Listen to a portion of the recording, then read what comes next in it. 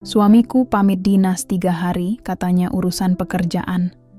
Malam pertama masih tenang, tapi malam kedua, aku dengar ada yang ketuk pintu pelan sambil berbisik. "Bu, jangan takut. Aku cuma mau kasih tahu sesuatu." Aku gemetar, suaranya terdengar sangat dekat. Saat ku buka pintu, aku syok melihat siapa yang datang.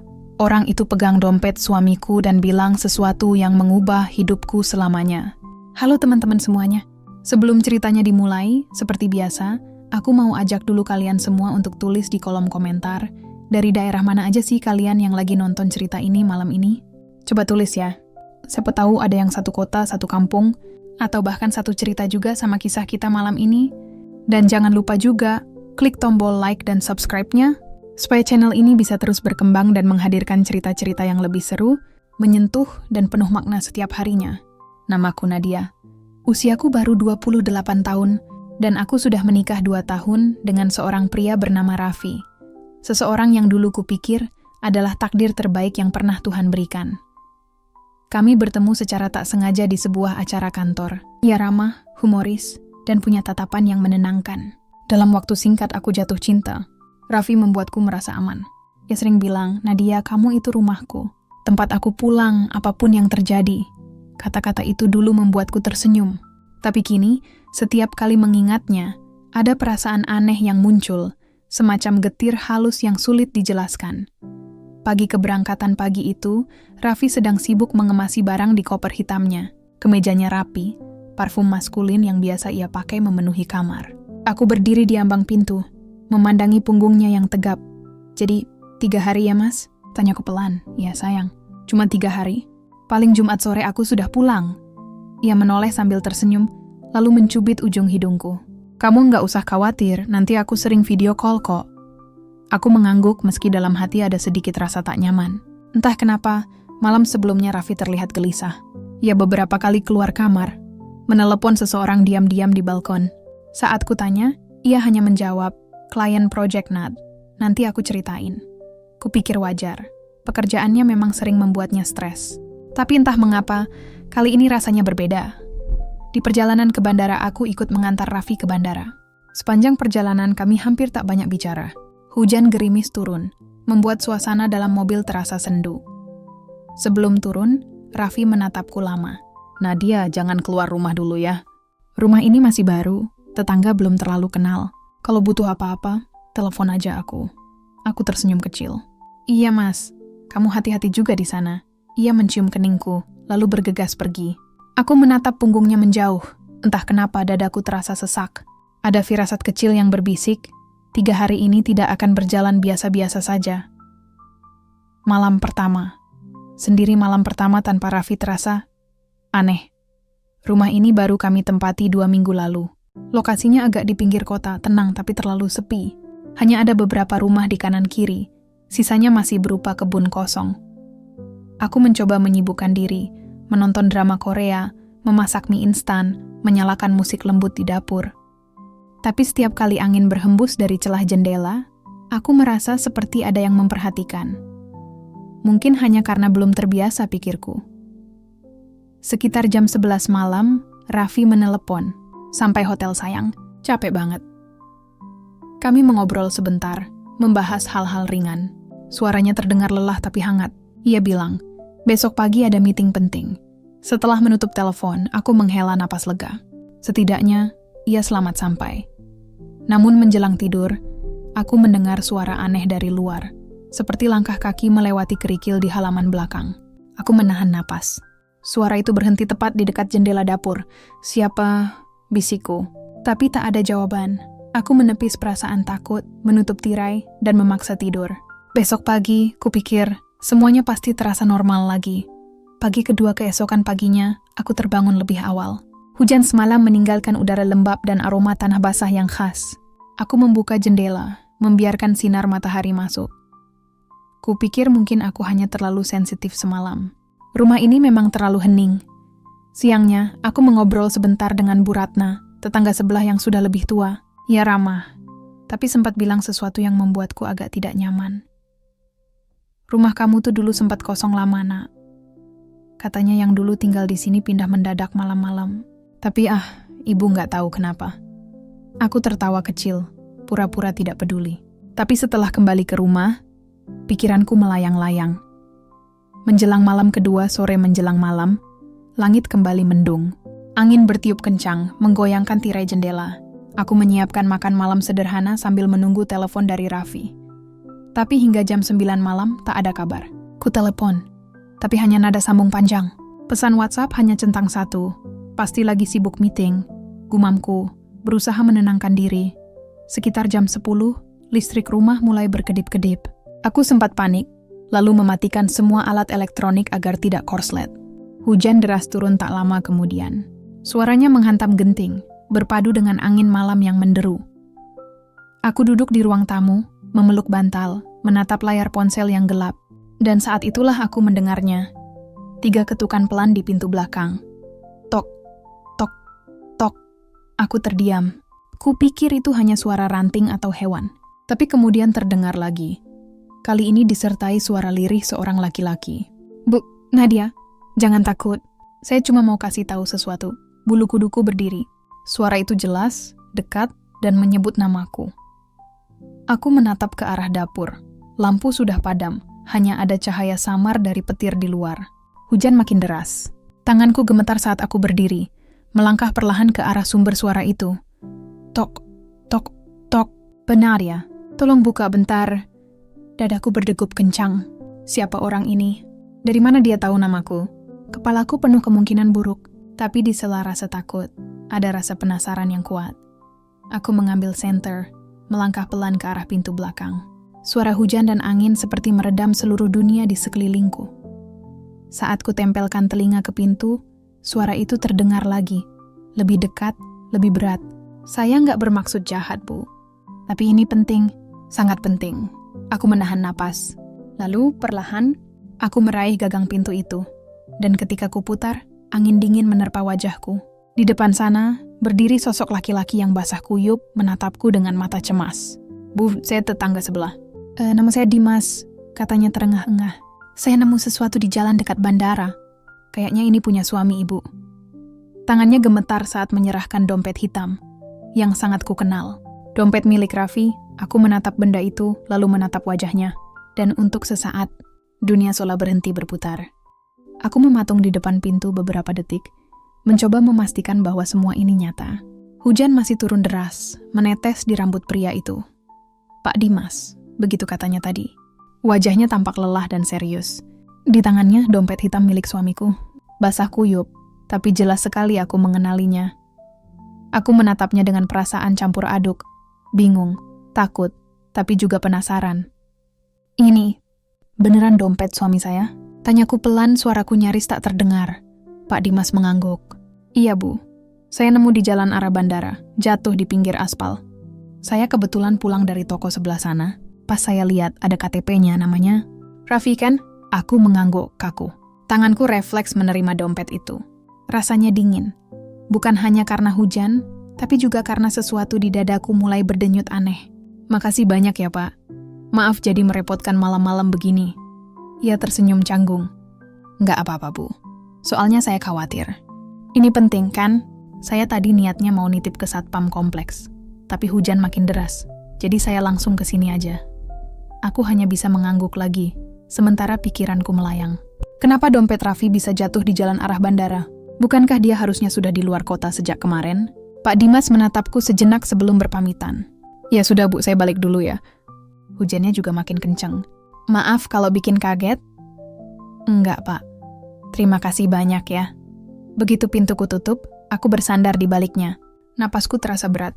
Hujan di luar bergemuruh, tapi di dalam rumah ini, hening yang menakutkan. Dompet itu aku meletakkan dompet itu di atas meja makan.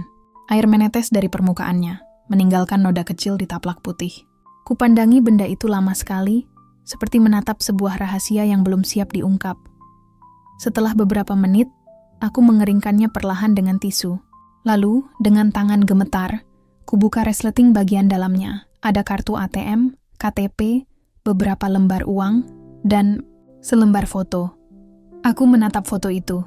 Gambar Raffi sedang memeluk seorang wanita dan seorang anak kecil. Wanita itu tersenyum manis, berhijab pastel, dan anak kecil di pangkuannya tampak mirip sekali dengan Raffi. Matanya, garis senyumnya, bahkan dagunya, aku tercekat. Ku coba meyakinkan diri, mungkin itu foto lama. Mungkin itu keponakan atau saudara jauh. Tapi ketika ku balik foto itu, mataku langsung panas. Di bagian belakang, tertulis tulisan tangan kecil dengan tinta biru. Untuk ayah, cepat pulang ya. Kami rindu. Tanganku gemetar hebat. Foto itu hampir jatuh. Suara hujan di luar semakin keras. Seperti menertawakan kebodohanku. Telepon yang tak terjawab aku segera mengambil ponsel dan menelpon Raffi. 1 kali, 2 kali, 3 kali. Tidak diangkat. Kutulis pesan. Mas, dompetmu jatuh di jalan arah bandara. Tadi tetangga nemuin. Kamu di mana sekarang? Pesan terkirim. Tapi hanya centang 1. Detik demi detik berlalu. Aku duduk di sofa. Masih menggenggam foto itu. Wajah wanita dalam gambar seolah menatapku balik, lembut tapi menusuk. Rasa takut yang aneh jam sudah menunjukkan pukul 11 lewat. Aku menyalakan lilin kecil di meja makan, karena listrik masih padam sebagian. Cahaya oranye bergetar di antara bayangan perabot rumah. Suasana hening, tapi di tengah-tengah itu, aku mulai mendengar sesuatu. Langkah pelan. Dari arah dapur, aku menegakkan badan. Pak Dimas? Panggilku, meski tak yakin. Tak ada jawaban. Langkah itu berhenti. Lalu suara samar muncul dari jendela. Krek, krek. Seperti ranting digesek angin, tapi rasanya terlalu ritmis, terlalu manusiawi. Aku menggenggam ponsel erat-erat, bersiap menelepon siapapun kalau perlu. Tapi sebelum sempat menekan tombol, ada notifikasi masuk. Pesan WhatsApp dari Raffi. Aku langsung membukanya dengan tangan gemetar. Raffi, sayang maaf baru bisa balas. Lagi sibuk banget. Dompetku jatuh? Gimana bisa? Aku langsung mengetik cepat. Aku. Tadi tetangga nemuin di jalan arah bandara. Katanya baru aja jatuh. Kamu nggak sadar? Pesan terkirim. Tapi Raffi tak langsung membalas. Beberapa menit berlalu, lalu satu balasan singkat muncul. Raffi. Oh iya. Mungkin waktu di mobil. Aku udah jauh kok sekarang. Nanti aku ganti, nggak usah khawatir. Aku menatap layar lama sekali. Jawabannya, terlalu cepat, terlalu tenang. Tidak seperti Raffi biasanya kalau kehilangan sesuatu. Hujan dan suara pintu lilin hampir habis ketika aku memutuskan untuk naik ke kamar. Tapi baru 2 langkah, terdengar suara tok, tok, lagi dari arah belakang. Kali ini hanya 2 kali, pelan. Tapi cukup untuk membuat jantungku berdegup gila-gilaan. Aku menatap pintu itu. Kali ini tak ada bayangan, tak ada suara memanggil namaku. Tapi entah kenapa, aku merasa seperti ada seseorang di luar sana, berdiri diam dalam gelap. Aku berlari ke kamar dan mengunci pintu. Kutarik selimut, menutupi tubuhku, tapi mata tak bisa terpejam. Di luar, hujan turun tanpa jeda. Kadang terdengar angin menerpa kaca, kadang seperti langkah samar di beranda. Dan setiap kali petir menyambar, aku melihat bayangan samar di jendela. Seperti seseorang sedang berdiri di luar, memandangi rumah ini. Aku memejamkan mata rapat-rapat, mencoba menenangkan diri. Mungkin cuma halusinasiku. Mungkin hanya bayangan pohon. Tapi di dalam hati kecilku ada suara yang berbisik. Tidak, Nad. Ini bukan sekadar kebetulan. Ada sesuatu yang disembunyikan Raffi. Pesan terakhir malam itu. Sekitar tengah malam aku mendapat pesan lagi dari Raffi. Raffi, besok jangan keluar rumah dulu ya. Aku khawatir kamu kenapa-kenapa. Aku juga lagi banyak urusan di sini. Aku membalas pelan aku. Aku baik-baik aja, Mas. Cuman heran aja dompetmu bisa jatuh. Kamu beneran di luar kota, kan? Pesan terkirim. Tapi kali ini, tak pernah dibalas. Aku menatap lilin yang kini padam, menyisakan asap tipis di udara. Suara hujan mulai reda. Tapi rasa di dadaku justru makin berat. Dompet itu masih di meja. Foto kecil di dalamnya terbuka setengah. Wajah anak kecil dalam foto seolah tersenyum ke arahku. Dan untuk pertama kalinya, aku benar-benar merasa aku tidak mengenal suamiku sama sekali. Malam itu akhirnya berlalu, tapi aku tidak tidur. Aku hanya berbaring sambil memandangi langit-langit yang samar diterangi cahaya lilin. Setiap kali mataku terpejam, bayangan wajah di foto itu muncul lagi. Wanita berhijab pastel, tersenyum lembut di samping Raffi, dan anak kecil di pangkuannya. Setiap detailnya menghantui pikiranku. Dan kalimat di belakang foto itu, "Untuk ayah, cepat pulang ya, kami rindu." Terus terngiang di telinga, seperti bisikan yang tak mau pergi. Pagi yang aneh pagi hari, aku berusaha menata diri. Kubuka gorden, membiarkan cahaya matahari masuk, berharap bisa menghapus ketakutan semalam. Tapi yang kurasakan justru sebaliknya. Udara rumah terasa dingin dan berat. Kupikir, mungkin hanya kurang tidur. Jadi aku memutuskan untuk menyibukkan diri. Mencuci, menyapu, memasak, melakukan apapun agar pikiranku tidak berlari kemana-mana. Tapi setiap kali aku menatap dompet di atas meja makan, dadaku kembali sesak. Haruskah aku bertanya lagi ke Raffi? Atau pura-pura tidak tahu sampai ia pulang? Aku mencoba meneleponnya pagi itu. Nada sambung panjang tapi tak ada jawaban. Aku menulis pesan lagi. Mas, aku cuma mau pastikan kamu baik-baik aja. Semalam listrik padam, aku agak takut. Tolong kabarin kalau udah sempat ya. Pesan terkirim, centang 2, tapi tetap tanpa balasan. Datangnya Bu Ratna sekitar pukul 10. Bu Ratna, tetangga sebelah, datang menumpang berteduh. Ia membawa piring berisi pisang goreng hangat. Nadia, hujan deras banget ya dari pagi. Kamu sendirian? Raffi dinas ya katanya. Aku mengangguk sambil tersenyum sopan. Iya Bu, katanya cuma 3 hari. Bu Ratna menatapku agak lama, lalu berkata pelan. Tadi malam ibu lihat ada orang di depan rumah kamu loh. Cowok, mungkin tetangga sebelah ya. Aku refleks menatapnya. Iya Bu, namanya Pak Dimas. Dia nganterin dompet suami saya. Bu Ratna mengangguk kecil. Oh jadi dia. Ibu kira maling. Soalnya berdiri lama banget di depan pagar. Hujan-hujanan. Kasian juga, tapi agak aneh juga sih jam segitu. Aku terdiam. Berdiri lama di depan pagar, padahal waktu itu, aku merasa dia langsung mengetuk pintu. Apa mungkin dia sudah ada di sana jauh sebelum aku sadar? Kejadian aneh kedua siangnya, aku pergi ke dapur untuk membuat teh. Tapi begitu membuka kulkas, mataku terpaku. Di rak paling bawah, ada selembar kertas kecil, basah dan berlipat. Kupikir Raffi mungkin menaruhnya sebelum berangkat. Tapi ketika kubuka, tulisan di atasnya bukan tulisan Raffi. Tulisan itu miring dan terburu-buru, dan isinya membuat bulu kuduku berdiri. Hati-hati kalau ada yang mengaku kenal suamimu. Jangan percaya begitu saja. Aku langsung menutup kulkas, jantungku berdebar keras. Siapa yang menaruh catatan itu? Pak Dimas? Atau seseorang lain yang masuk ke rumahku tanpa sepengetahuanku? Menjelang sore hujan belum juga berhenti. Langit kelabu, dan suara air dari talang terdengar konstan seperti musik latar yang muram. Aku mencoba menenangkan diri dengan menonton televisi, tapi pikiranku tidak bisa fokus. Kusandarkan kepala di sofa, menatap pintu belakang. Entah kenapa, sejak semalam pintu itu terasa hidup. Seperti ada sesuatu di baliknya yang menunggu waktu untuk kembali mengetuk, dan benar saja. Sekitar pukul 5 sore, ketika petir menyambar dan lampu kembali padam sesaat, suara itu datang lagi. Tok, tok, tok, pelan. 3 ketukan. Ritmenya sama seperti malam sebelumnya. Aku terlonjak, berdiri cepat. Siapa di sana? Suaraku bergetar. Tak ada jawaban. Tok, tok, tok. Aku menggenggam ponsel, menyalakan senter, lalu melangkah ke arah dapur. Jantungku berdegup begitu kencang, sampai rasanya bisa kudengar sendiri. Kubuka gorden jendela sedikit, gelap. Hanya hujan deras dan genangan air di halaman belakang. Tak ada siapapun. Namun ketika aku menurunkan tangan, suara itu terdengar lagi. Lebih keras, lebih dekat. Tok, tok! Tok, aku menjerit pelan menjatuhkan ponselku. Layar ponsel padam sesaat karena basah. Tapi sebelum aku sempat bereaksi, dari bawah pintu terlihat bayangan 2 kaki. Aku mundur perlahan, menahan napas. Lalu suara laki-laki itu lagi, Bu Nadia. Saya Dimas, boleh bicara sebentar? Aku nyaris menangis lega dan takut di saat bersamaan. Kenapa dia datang lagi malam-malam begini? Dimas datang lagi, aku membuka pintu sedikit. Pak Dimas berdiri di sana, lagi-lagi basah kuyup. Kali ini tanpa payung. Wajahnya terlihat cemas, lebih dari sebelumnya. Maaf banget Bu, saya tahu ini aneh, tapi saya cuma mau nanya satu hal. Suami ibu beneran lagi dinas ya? Aku menatapnya bingung. Iya. Memangnya kenapa Pak? Ia menunduk sejenak, lalu berkata pelan. Soalnya tadi pagi, saya lihat mobil yang mirip banget sama mobil suami ibu di parkiran minimarket depan. Plat nomornya sama. Dan ada seorang perempuan duduk di sebelah pengemudinya. Aku membeku.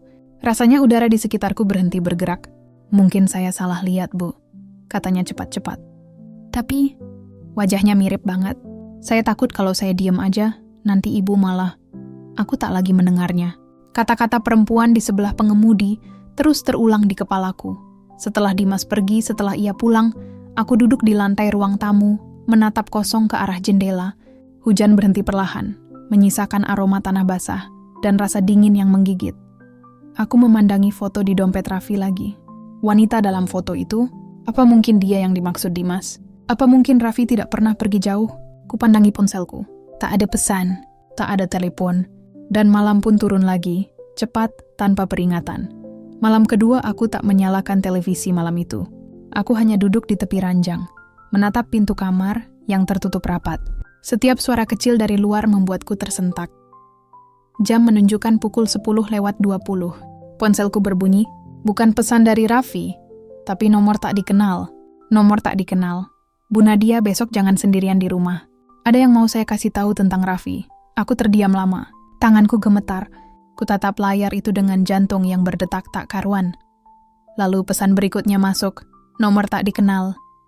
Jangan bilang siapa-siapa. Ini tentang perempuan di foto itu. Aku tak tahu siapa pengirim pesan itu. Tapi malam itu aku tahu satu hal. Hidupku tidak akan pernah tenang lagi. Aku tidak tidur malam itu. Pesan dari nomor tak dikenal itu seperti jarum yang menusuk-nusuk pikiranku. Setiap menit terasa panjang, dan setiap suara kecil terdengar seperti ancaman. Ku coba memikirkan siapa yang mungkin mengirim pesan itu. Mungkinkah Dimas? Tapi kenapa harus pakai nomor tak dikenal? Atau orang lain? Seseorang yang juga tahu tentang Raffi dan wanita di foto itu. Aku menatap ponselku lagi. Pesannya masih di sana, 2 pesan singkat tapi membuat tubuhku dingin seperti es. Bu Nadia, besok jangan sendirian di rumah. Jangan bilang siapa-siapa. Ini tentang perempuan di foto itu. Aku ingin membalas, tapi jari-jariku kaku. Kata apa yang harus ku ketik? Siapa kamu? Atau mungkin, apa yang kamu tahu tentang suamiku? Namun, sebelum sempat kukirim pesan balasan, nomor itu menghilang. Saat kutekan info kontak, tertulis nomor tidak tersedia. Hatiku mulai merasa tidak tenang. Pagi yang terasa aneh pagi, datang bersama udara yang lembab dan matahari yang enggan bersinar. Aku menatap halaman belakang dari jendela dapur. Air hujan semalam masih tergenang di beberapa tempat. Rumah terasa lebih sepi dari biasanya. Tidak ada suara Raffi memanggilku dari kamar mandi. Tidak ada aroma kopi buatan tangannya. Semuanya sunyi. Aku memutuskan untuk pergi ke warung sebentar. Sekadar mencari udara segar dan mungkin berbincang dengan orang lain.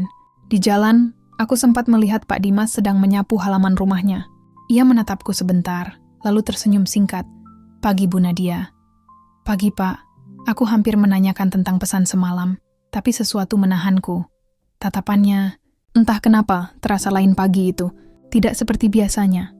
Ada semacam kesedihan atau rasa bersalah yang tak bisa kujelaskan. Pesan dari masa lalu siangnya, aku menemukan sesuatu yang aneh lagi. Saat sedang menyapu kamar Raffi, aku tak sengaja menjatuhkan satu buku catatan hitam dari raknya.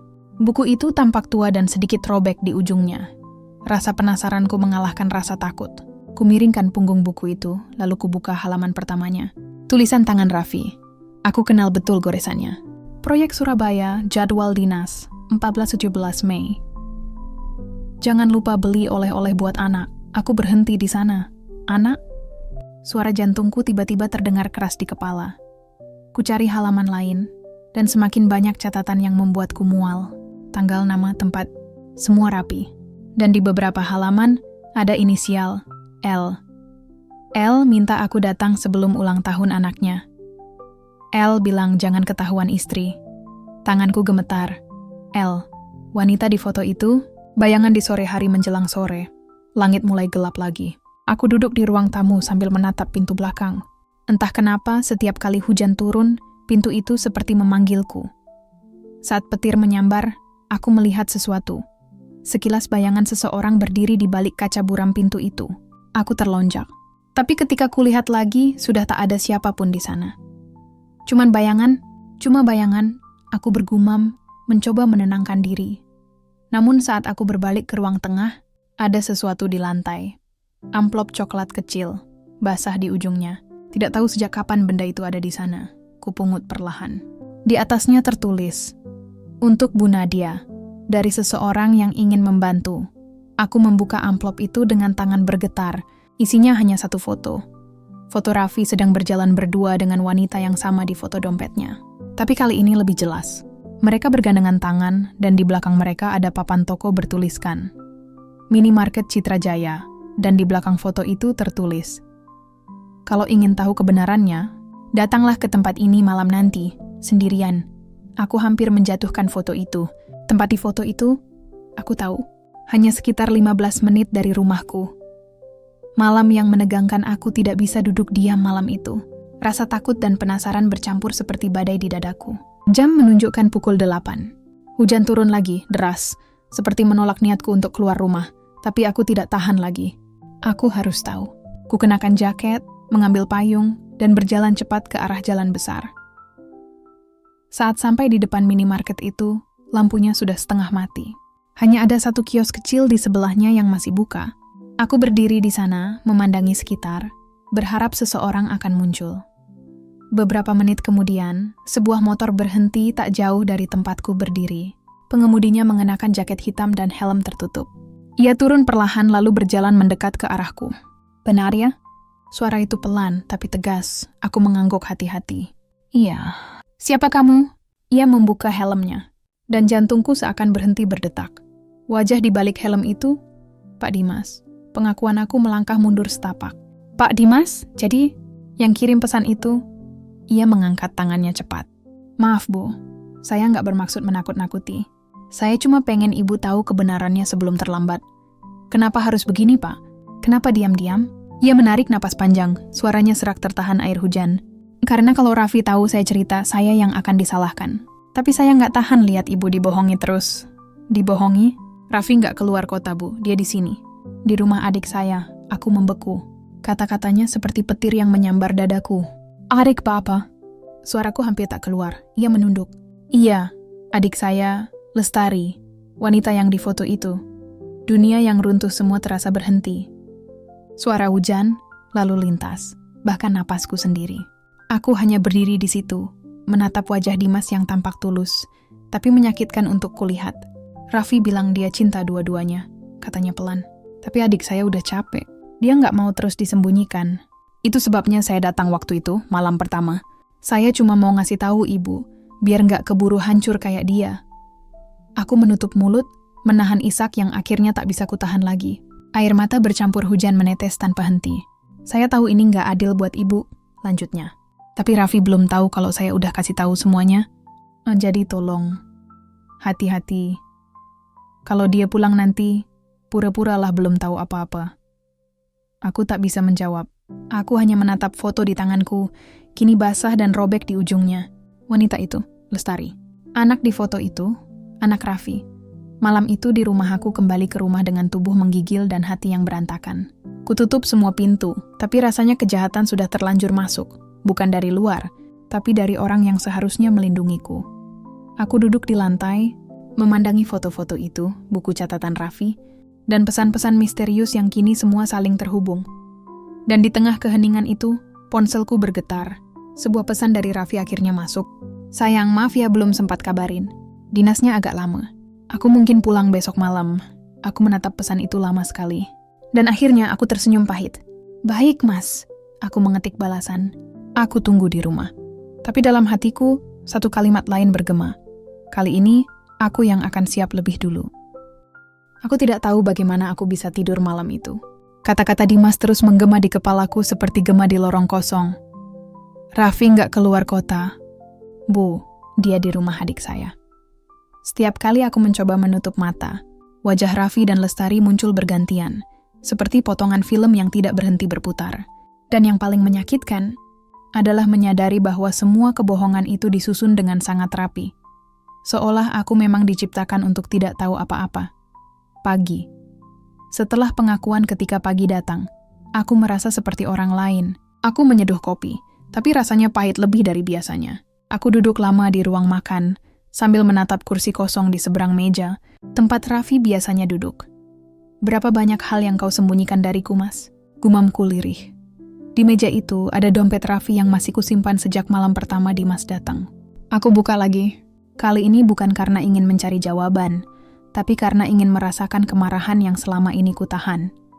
Di saku kecil dalamnya, aku menemukan sesuatu yang belum pernah kulihat sebelumnya. Kartu parkir dengan tanggal 2 hari lalu. Lokasinya jelas tertulis, minimarket Citrajaya. Tempat yang sama dengan foto Raffi dan Lestari yang diberikan Dimas, tanganku gemetar. Semakin aku lihat, semakin jelas bahwa Dimas tidak berbohong. Raffi memang di sini. Dan aku tahu, cepat atau lambat, ia akan kembali. Berpura-pura seolah tidak terjadi apa-apa. Percakapan dengan Dimas sore harinya, aku melihat Dimas di depan rumah, sedang memperbaiki motornya. Aku hampir tidak ingin menegurnya, tapi bagian dalam diriku merasa butuh jawaban lebih. Aku melangkah pelan ke arahnya. Pak Dimas, ia mendongak terlihat sedikit gugup. Oh Bu Nadia, gimana Ibu? Baik-baik aja? Aku mengangguk pelan. Saya cuma mau nanya satu hal. Adik Bapak, Lestari itu, dia tahu kalau suami saya masih sama saya? Dimas menarik napas panjang. Awalnya enggak Bu. Dulu Raffi bilang sama dia kalau udah pisah dari istrinya. Baru beberapa bulan terakhir adik saya tahu kalau Raffi masih tinggal di sini. Sejak itu mereka sering ribut. Aku menelan ludah. Dan anak di foto itu, ia menyundak. Anak mereka Bu, namanya Saka. Umurnya baru 4 tahun. Aku terdiam. 4 tahun. Itu berarti mereka sudah bersama bahkan sebelum Raffi menikah denganku. Saya minta maaf Bu, lanjutnya lirih. Saya nggak mau campur, tapi Lestari belakangan ini berubah. Dia bilang mau ngasih pelajaran ke Raffi. Saya nggak tahu maksudnya apa, tapi saya takut sesuatu bakal terjadi. Pertanda buruk ucapan Dimas seperti firasat buruk yang menempel di pikiranku seharian. Aku mencoba tetap tenang, tapi setiap suara dari luar rumah membuatku waspada. Dan menjelang sore, aku menemukan sesuatu lagi yang menambah rasa ngeri itu. Ada sebuah amplop baru diselipkan di bawah pintu depan. Isinya foto Raffi, kali ini diambil dari jauh, seperti diambil diam-diam dari balik jendela. Ia sedang duduk di ruang tamu rumahku, mengenakan pakaian yang sama seperti terakhir kulihat 2 hari lalu. Tapi yang membuatku terpaku bukan itu. Di belakang foto itu, tertulis tulisan tangan halus, berbeda dari tulisan Dimas. Kalau dia berani bohong sama kamu, jangan biarkan dia lolos lagi. Tulisan itu milik perempuan. Aku mengenalnya. Tulisan di kertas itu sama persis dengan catatan yang kutemukan di kulkas kemarin. Catatan yang mengatakan, hati-hati kalau ada yang mengaku kenal suamimu. Berarti, semua ini bukan peringatan dari Dimas, tapi dari Lestari. Malam kedatangan malamnya, langit cerah tapi sunyi. Aku duduk di depan cermin, menatap wajahku sendiri. Ada lingkar hitam di bawah mata, dan tatapan kosong yang tidak aku kenal. Aku sudah tidak tahu siapa aku sebenarnya. Istri yang setia, atau korban yang dibohongi habis-habisan. Pukul 9:15, ponselku bergetar. Nama Raffi muncul di layar. Raffi, sayang aku OTW pulang. Udah kangen rumah. Aku menatap pesan itu lama. Tanganku dingin, tapi di dalam dadaku api kemarahan sudah membakar semuanya. Aku, hati-hati di jalan Mas. Aku tunggu. Persiapan aku berjalan pelan ke ruang tamu, memastikan semua pintu terkunci kecuali pintu depan. Kupastikan juga lampu-lampu menyala lembut, suasana seperti biasa. Aku tidak mau ia curiga. Di meja makan, masih ada dompetnya, buku catatan hitam, dan foto yang baru kukumpulkan. Semuanya menjadi bukti yang siap kukatakan malam ini. Malam di mana aku akan menuntut kebenaran. Kupandangi meja itu, lalu berbisik pada diriku sendiri. Kalau malam ini dia bohong lagi, aku akan pergi. Suara mobil pukul 10:15. Dari luar terdengar suara mobil berhenti. Aku tahu betul suara itu. Suara mesin mobil Raffi. Aku berdiri, menahan napas. Pintu terbuka perlahan. Raffi masuk membawa koper kecil, wajahnya lelah tapi tenang seperti biasa. Sayang, katanya sambil tersenyum, akhirnya bisa pulang juga. Capek banget dinas kali ini.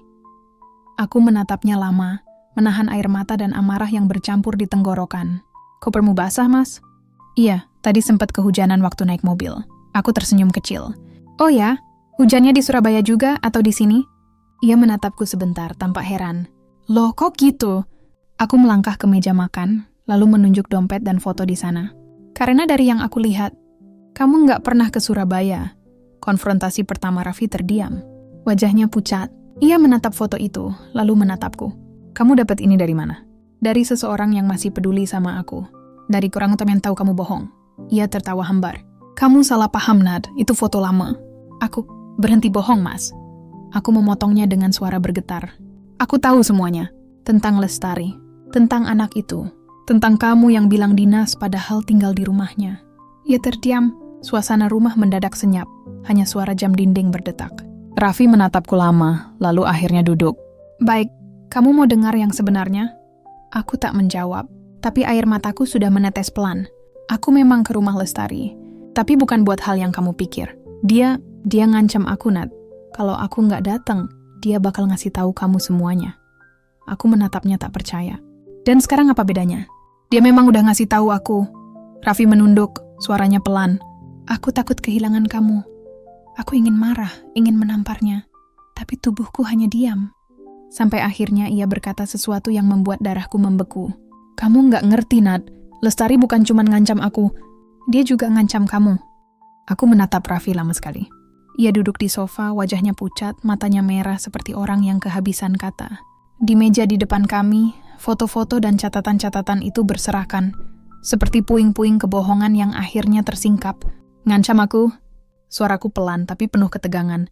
Iya, jawabnya cepat. Lestari udah nggak waras, Nat. Dia marah karena aku ninggalin dia. Dia bilang mau datang ke rumah dan ceritain semuanya. Aku takut dia nyakitin kamu. Aku menatapnya dengan senyum pahit. Tapi bukannya kamu memang udah nyakitin aku lebih dulu, Mas? Imanuduk. Tak menjawab. Keheningan membentang di antara kami seperti jurang. Latar belakang yang tak pernah kuceritakan, aku dan Raffi menikah 4 tahun lalu. Dia adalah lelaki pertama yang membuatku percaya bahwa cinta bisa menyembuhkan. Waktu itu, aku baru kehilangan orang tua. Dan Raffi hadir seperti pelindung. Penuh perhatian, sabar, dan lembut. Aku tidak tahu kalau di balik kelembutannya, ada masa lalu yang belum selesai.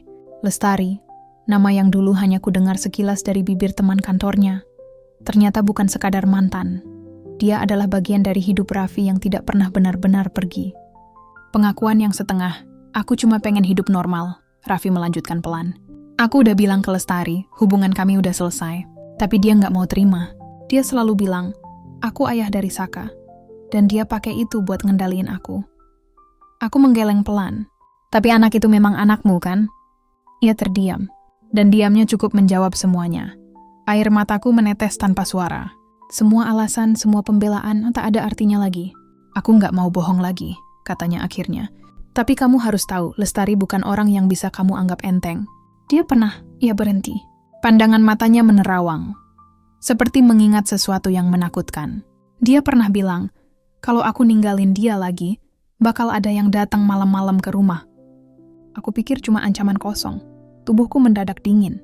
Kata-katanya langsung mengingatkanku pada malam pertama. Suara ketukan di pintu belakang, suara pelan itu. Benar ya, jangan takut. Saya cuma mau kasih tahu sesuatu. Apakah itu bukan Dimas waktu itu? Dimas datang lagi keesokan paginya. Setelah malam penuh tangis dan pertengkaran, aku dikejutkan oleh suara ketukan di depan rumah. Kupikir Raffi yang lupa sesuatu. Tapi ternyata, Pak Dimas. Ia tampak panik. Bajunya kusut, matanya merah. Bu Nadia, Raffi ada di rumah? Ada, Pak. Baru aja keluar beli sesuatu. Ya Tuhan, Dimas menatapku cemas. Bu, saya harus kasih tahu sesuatu penting banget. Aku membukakan pintu lebih lebar. Masuk dulu, Pak. Ada apa? Ia menarik napas panjang, lalu berkata, Lestari, adik saya, tadi pagi dia nggak ada di rumah. Dan dia ninggalin surat.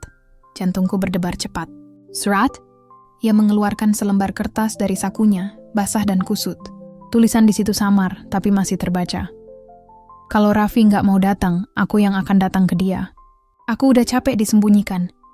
Kecurigaan yang bertambah, aku menatap Dimas tak percaya. Bapak maksud Lestari ke sini? Saya juga takut itu, Bu. Tapi tolong, jangan kasih tahu Raffi dulu. Dia pasti marah sama saya kalau tahu. Aku terdiam. Suara hujan mulai turun lagi di luar, menambah tekanan yang tak bisa dijelaskan. Semua terasa seperti teka-teki yang makin kabur. Lestari, apa sebenarnya yang dia mau? Malam kedua. Setelah Raffi pulang, hari itu berlalu lambat. Raffi pulang sore, tapi aku tak bisa bersikap normal lagi. Aku masih syok dengan surat dari Lestari yang dibawa Dimas. Kamu kelihatan pucat, kata Raffi. Aku cuma capek. Aku tahu kamu masih marah, tapi percayalah, aku benar-benar udah mau perbaiki semuanya. Aku ingin percaya, tapi firasatku bilang sesuatu buruk sedang menunggu.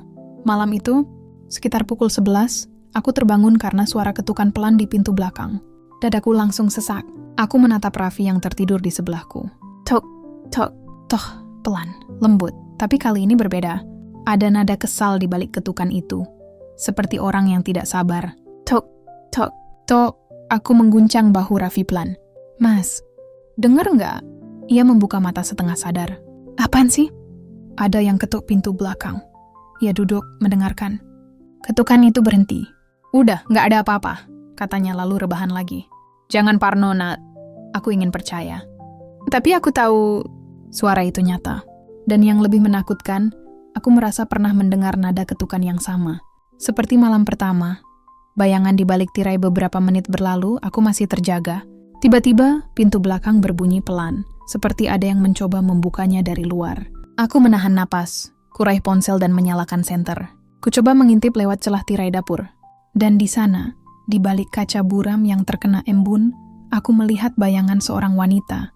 Rambutnya panjang, dan di tangannya ada sesuatu yang berkilat saat tersambar cahaya. Sesuatu seperti pisau dapur. Aku menjerit kecil menutup mulut. Kembali ke kamar dengan langkah gemetar. Raffi terbangun panik. Kenapa? Ada. Ada orang di belakang. Perempuan! Ia langsung bangkit dan berlari ke arah dapur. Aku menahannya. Jangan buka pintunya, Mas. Tapi terlambat. Ia sudah sampai di sana. Saat ia membuka pintu, angin malam menerpa kuat sekali. Tapi halaman belakang kosong. Tak ada siapapun, hanya suara hujan ringan dan daun-daun bergerak tertiup angin. Lihat, gak ada siapa-siapa, katanya. Mencoba menenangkan diri, tapi suaranya bergetar. Aku tahu, dia juga takut. Setelah semua tenang, Raffi menutup pintu lagi dan menguncinya rapat. Kami duduk di ruang tamu, diam cukup lama. Aku masih menggenggam ponselku, tangan masih gemetar. Mas, kataku akhirnya, kalau Lestari benar-benar datang, kamu mau ngapain? Ia menatapku. Pandangannya tajam, tapi ada sesuatu di sana. Ketakutan yang tak bisa ia sembunyikan. Kalau dia datang, aku yang akan hadapi. Dan kalau dia nggak datang untuk ngomong baik-baik, ia menatapku lama, lalu berkata pelan. Kalau dia nekat, aku nggak punya pilihan lain, Nat. Kalimat itu membuat tubuhku membeku. Nada suaranya dingin, bukan Raffi yang kukenal. Seolah di dalam dirinya ada sisi lain yang selama ini tak pernah muncul. Dan entah kenapa, malam itu aku mulai curiga bahwa Lestari bukan satu-satunya yang menyimpan rahasia gelap. Hujan turun lagi malam itu, lebih deras dari biasanya. Aku duduk di ruang tamu, menatap jendela yang berembun. Raffi baru saja keluar. Katanya ingin membeli obat karena kepalanya pusing. Tapi sudah hampir 2 jam ia belum kembali. Ponselku berkali-kali ku coba hubungi. Nihil. Suara hujan menelan semua sinyal dan kesabaranku. Mas, kamu di mana sih?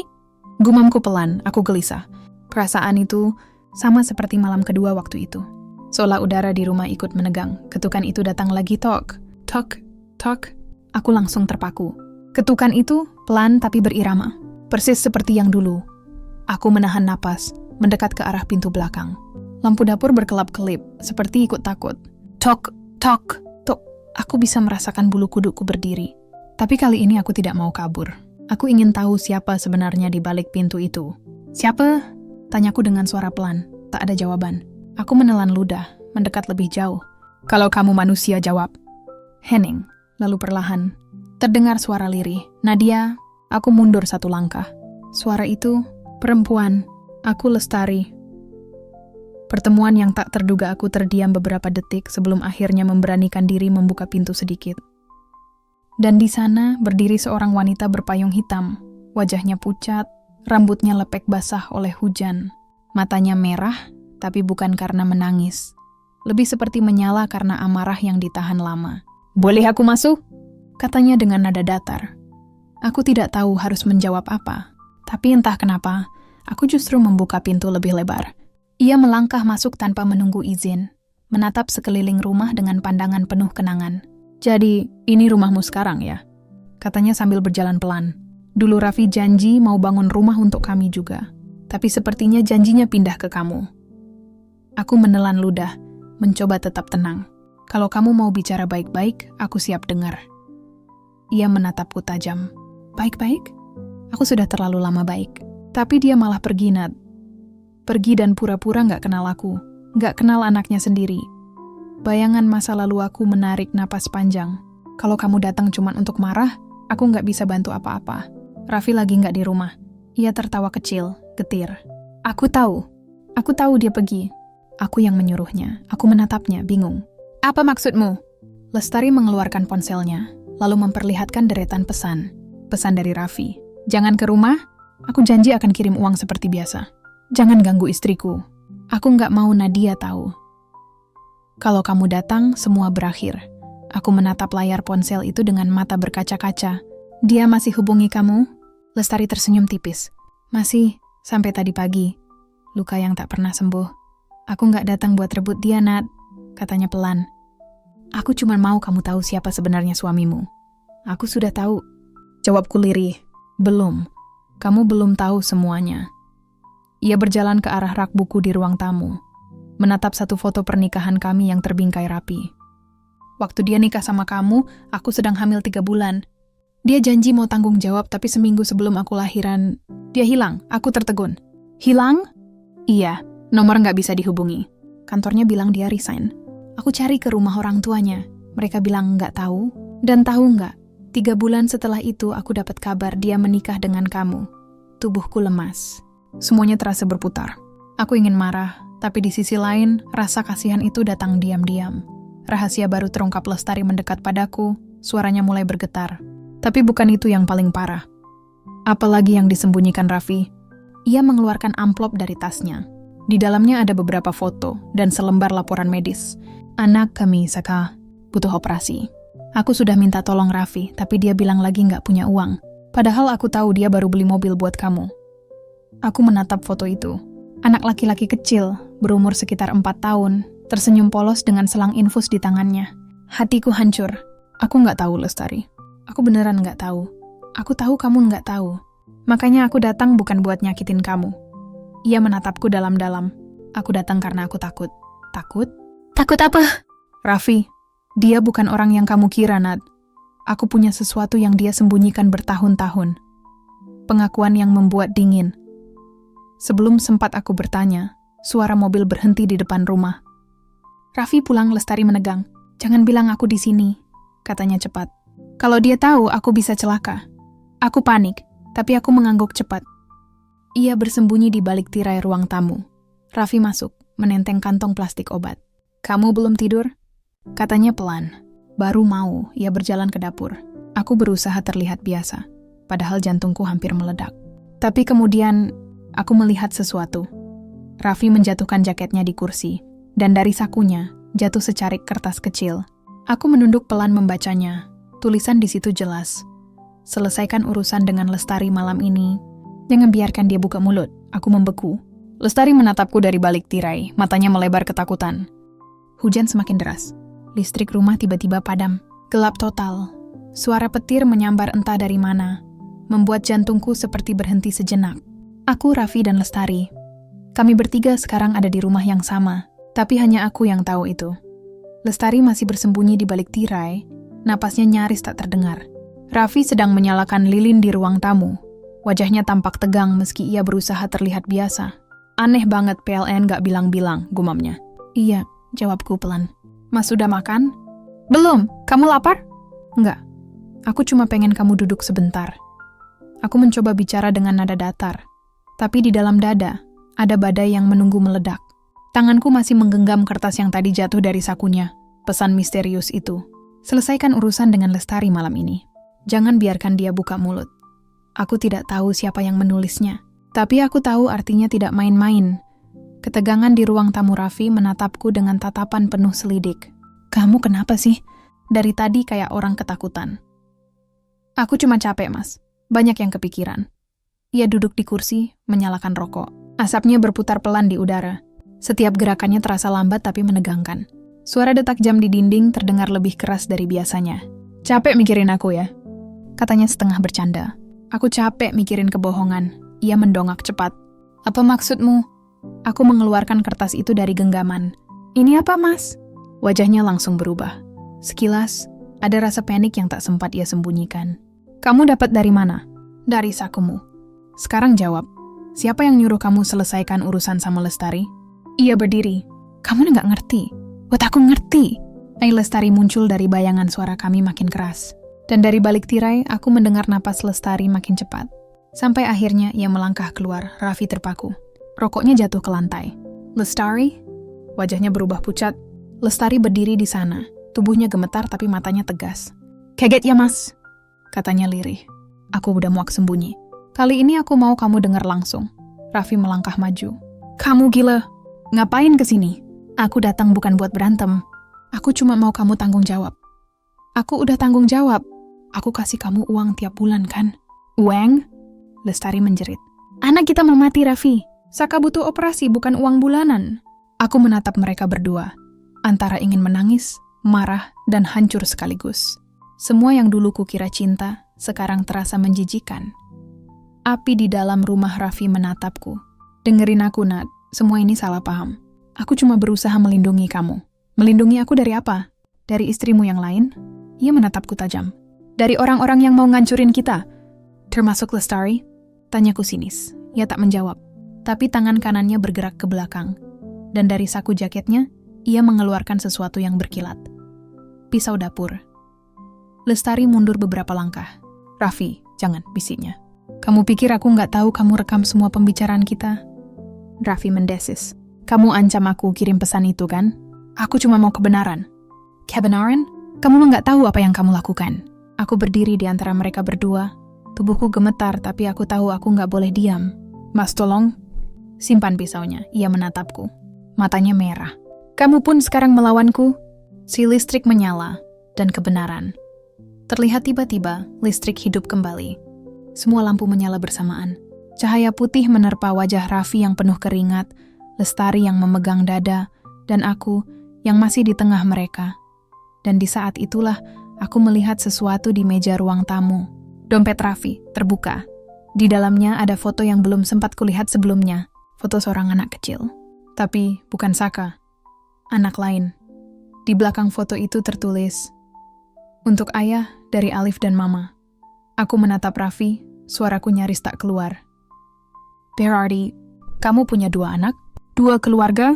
Raffi terdiam. Lestari memandangnya tak percaya. "2 keluarga?"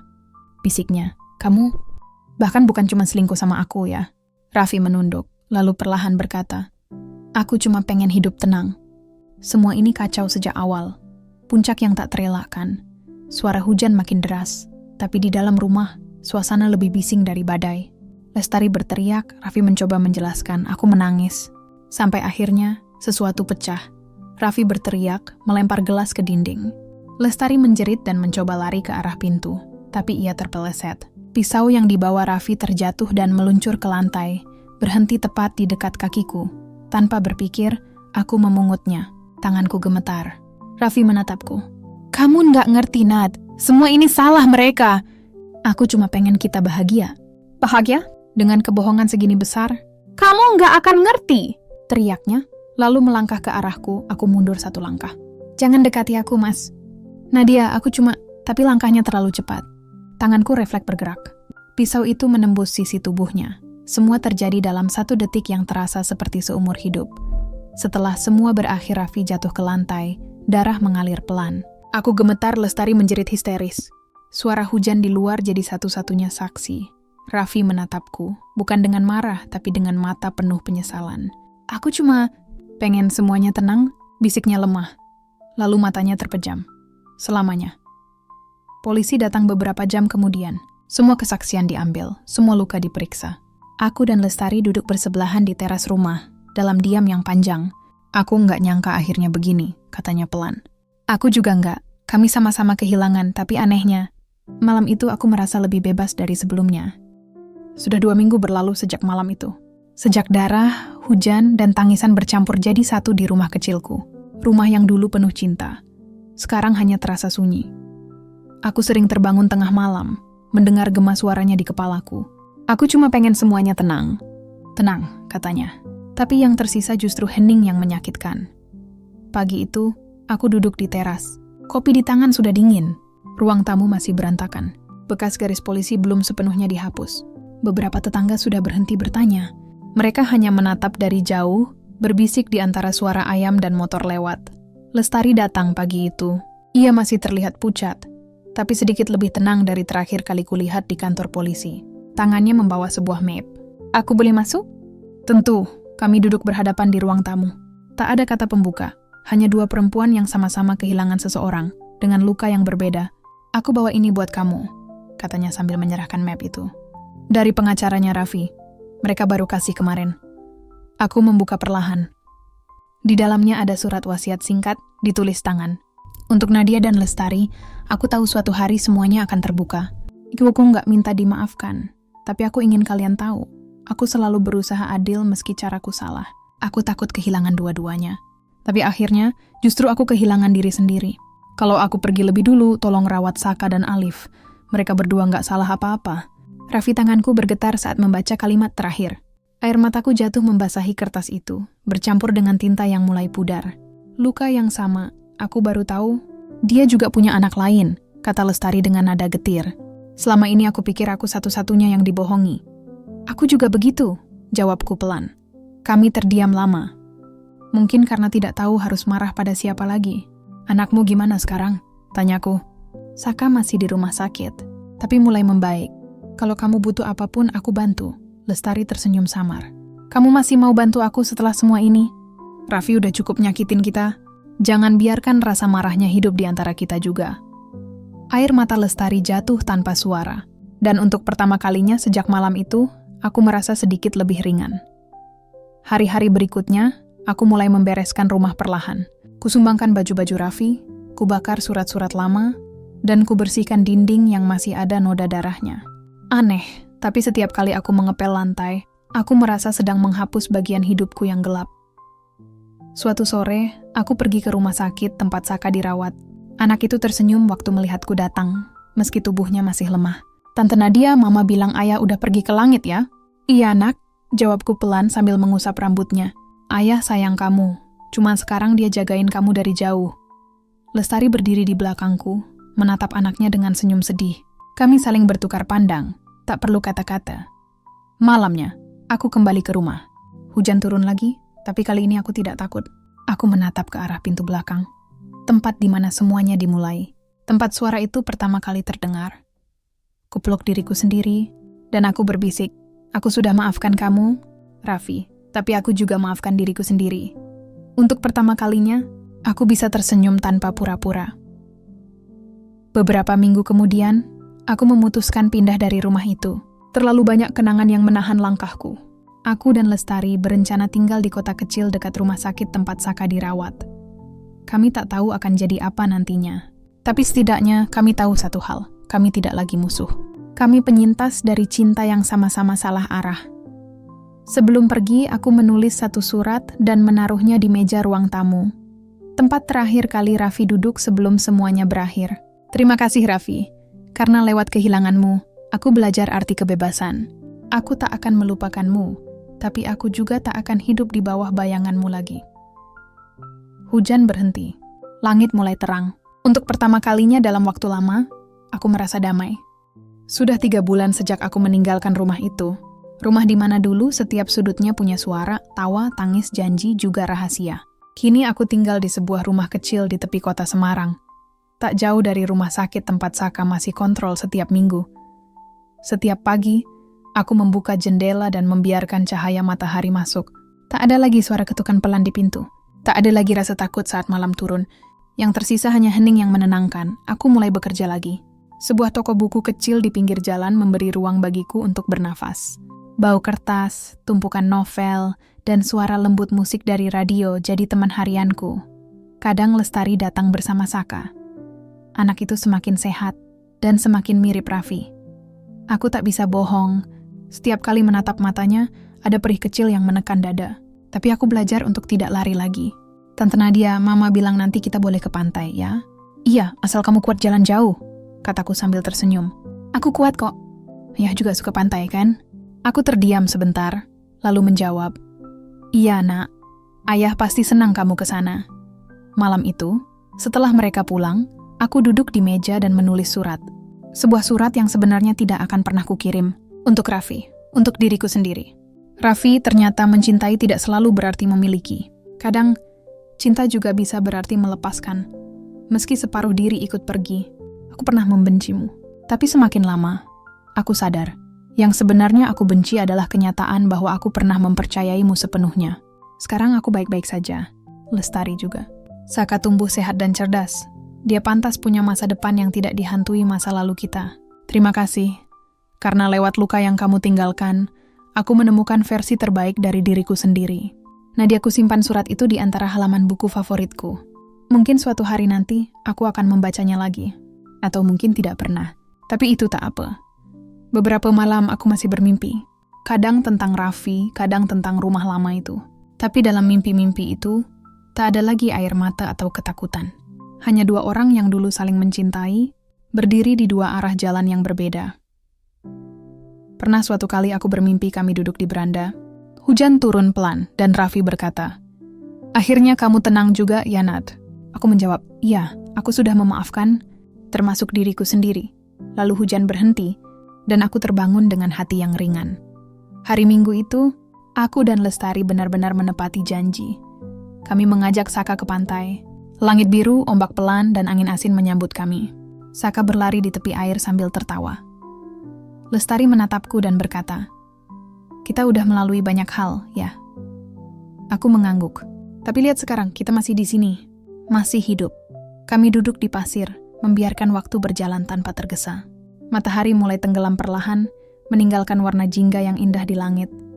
Aku menutup mata dan berbisik dalam hati, "Terima kasih Tuhan, untuk luka yang berubah jadi pelajaran, untuk kehilangan yang justru menuntunku menemukan arah." Dan saat itu juga aku tahu, hidupku tak lagi dihantui bayangan masa lalu. Aku sudah bebas. Rumahku kini bukan lagi tempat tinggal dari dinding dan atap, tapi tempat di mana hatiku tenang.